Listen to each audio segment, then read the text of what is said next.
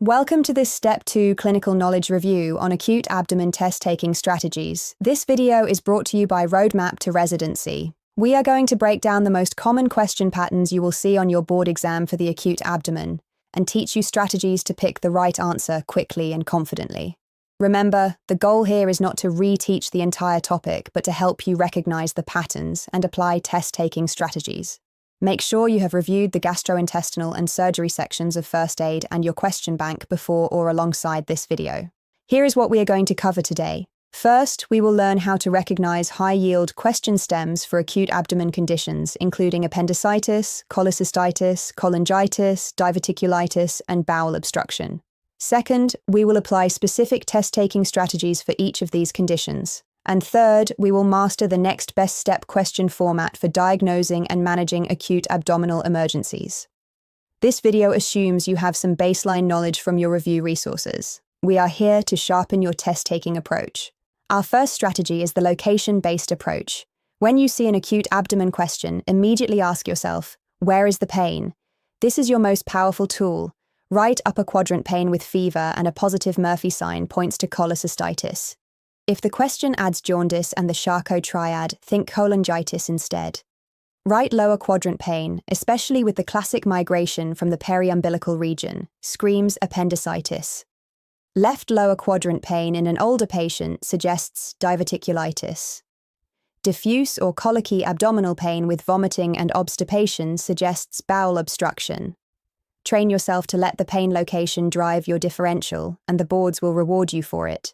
Strategy 2 is all about recognizing the obstruction pattern because the boards test this in many different ways. For small bowel obstruction, the classic stem is colicky abdominal pain with nausea, vomiting, distension, and obstipation. The most common cause is adhesions from prior surgery, so always look for a surgical history in the question stem. Imaging will show dilated loops of bowel and air fluid levels. For large bowel obstruction, the presentation is more gradual with progressive distension and obstipation, but less vomiting early on. The most common cause in adults is colorectal cancer. A special case to know is volvulus. The sigmoid volvulus classically shows a coffee bean sign on imaging and can be managed initially with endoscopic decompression. Cecal volvulus, on the other hand, requires surgery. These distinctions come up frequently on the exam. Now let us go through high-yield stem recognition for the acute abdomen. For appendicitis, the classic stem is a young patient with periumbilical pain that migrates to the right lower quadrant, accompanied by low-grade fever, anorexia, and leukocytosis. Look for McBurney point tenderness and peritoneal signs.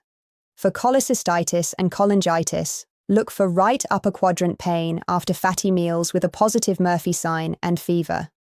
Ultrasound showing gallbladder wall thickening and pericholecystic fluid points to cholecystitis. If they add jaundice and common bile duct dilation, think cholangitis instead. For diverticulitis, the classic presentation is an older patient with left lower quadrant pain, fever, and leukocytosis. Computed tomography shows colonic wall thickening and fat stranding. These stems repeat over and over on practice questions and on the real exam. Let us work through our first practice question. A 24-year-old man presents with a one-day history of abdominal pain that began around the umbilicus and has now localized to the right lower quadrant. He has nausea and vomiting, fever and tenderness at McBurney point with rebound and guarding. His white blood cell count is elevated. What is the most appropriate next step in management? Take a moment to think about this before we walk through the answer on the next slide. Let us break this down step by step. Step 1. Spot the pattern. Young male with periumbilical pain that migrated to the right lower quadrant, fever, nausea, McBurney point tenderness with rebound and guarding, and an elevated white blood cell count. This is textbook appendicitis. Step 2. Apply the rule. When the clinical picture is classic for appendicitis with peritoneal signs, the next best step is surgical consultation for appendectomy. You do not need to confirm with imaging when the presentation is this clear. Step 3. Eliminate wrong answers. Ultrasound can diagnose appendicitis, but is not the best next step when the diagnosis is clinically obvious. Computed tomography is helpful in atypical presentations but would only delay definitive care here. Observation is dangerous in a patient with clear peritoneal signs because you risk perforation and peritonitis. The correct answer is C, surgical consultation for appendectomy. Here is our second practice question. A 45-year-old woman presents with severe right upper quadrant pain after a fatty meal, fever, a positive Murphy sign, elevated white blood cell count, and normal liver function tests. What is the most appropriate initial diagnostic study? Think through this one carefully. The key features are the location of the pain, the relationship to fatty food, and the positive Murphy sign. We will walk through the answer next. Let us work through this answer. First, read the question carefully.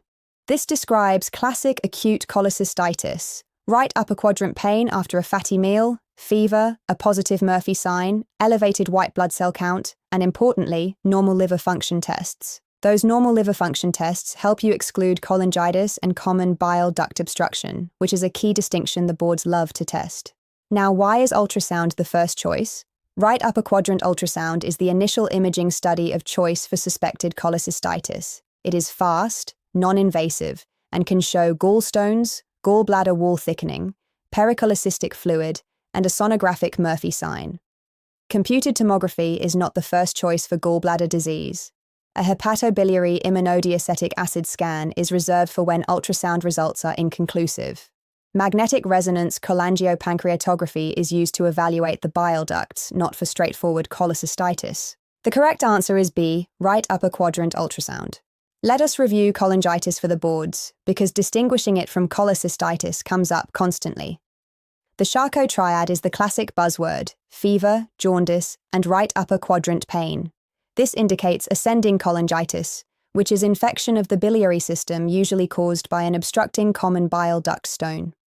If the question adds hypertension and altered mental status to the Charcot triad, that is the Reynolds pentad, and it indicates suppurative cholangitis, which is a life-threatening emergency requiring immediate biliary decompression. Management starts with intravenous fluids and broad-spectrum antibiotics, followed by urgent biliary drainage, usually through endoscopic retrograde cholangiopancreatography. The key board pearl is the distinction between cholecystitis and cholangitis. Cholecystitis typically has normal bilirubin and no jaundice. Cholangitis presents with elevated bilirubin, jaundice, and often common bile duct dilation on imaging.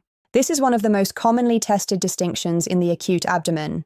Here is our third practice question. A 65-year-old man presents with left lower quadrant pain, low-grade fever, and changes in bowel habits. He has chronic constipation. Computed tomography shows sigmoid colonic wall thickening with pericolic fat stranding and no abscess. What is the most appropriate initial management?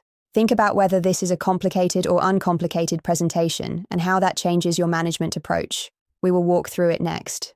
Let us break down this answer. The classic pattern here is an older patient with left lower quadrant pain, fever, history of constipation, and computed tomography showing sigmoid wall thickening with pericolic fat stranding but no abscess. This is classic uncomplicated diverticulitis. The key distinction is between complicated and uncomplicated disease. This patient has no peritoneal signs, no abscess, and no evidence of perforation or fistula, so outpatient management with oral antibiotics and a clear liquid diet is appropriate. Emergent surgery is reserved for free perforation, peritonitis, or failed medical management. Colonoscopy is contraindicated during the acute episode because of the risk of perforation, but should be performed 6 to 8 weeks after resolution to rule out underlying malignancy. Intravenous antibiotics and bowel rest are appropriate for complicated diverticulitis with abscess formation or for patients unable to tolerate oral intake. The correct answer is C, oral antibiotics and clear liquid diet. Here is a critical test-taking pearl about the next best step framework for acute abdomen questions. When to image versus when to operate is one of the most commonly tested decision points. If the clinical picture is classic and the patient has peritoneal signs such as rebound tenderness, guarding, and rigidity, you should go straight to surgical consultation. This applies to classic appendicitis with peritoneal signs and any suspected perforated viscus. If the presentation is atypical or the diagnosis is uncertain, imaging is your next step. Ultrasound is first line for suspected cholecystitis. Computed tomography is first line for suspected diverticulitis, bowel obstruction, and atypical appendicitis presentations. For bowel obstruction, management depends on the type. Small bowel obstruction from adhesions gets initial conservative management with nasogastric tube decompression and intravenous fluids, and you operate for signs of strangulation, closed-loop obstruction, or failure to improve within a couple of days. Large bowel obstruction usually requires surgical intervention, with the exception of sigmoid volvulus, which can be initially managed with endoscopic decompression. These decision points are heavily tested, so commit them to memory. That wraps up our review of acute abdomen test-taking strategies for Step 2 clinical knowledge. Remember to review the gastrointestinal and surgery chapters in First Aid and your question bank. Focus on the presentations, imaging choices, and surgical versus medical management decisions we covered today. Visit roadmap2residency.com for expert tutors and residency advisors who can help you build a personalized study plan. If you found this video helpful, please like and subscribe so you do not miss our next board review session. Good luck on your exam, and we will see you in the next video.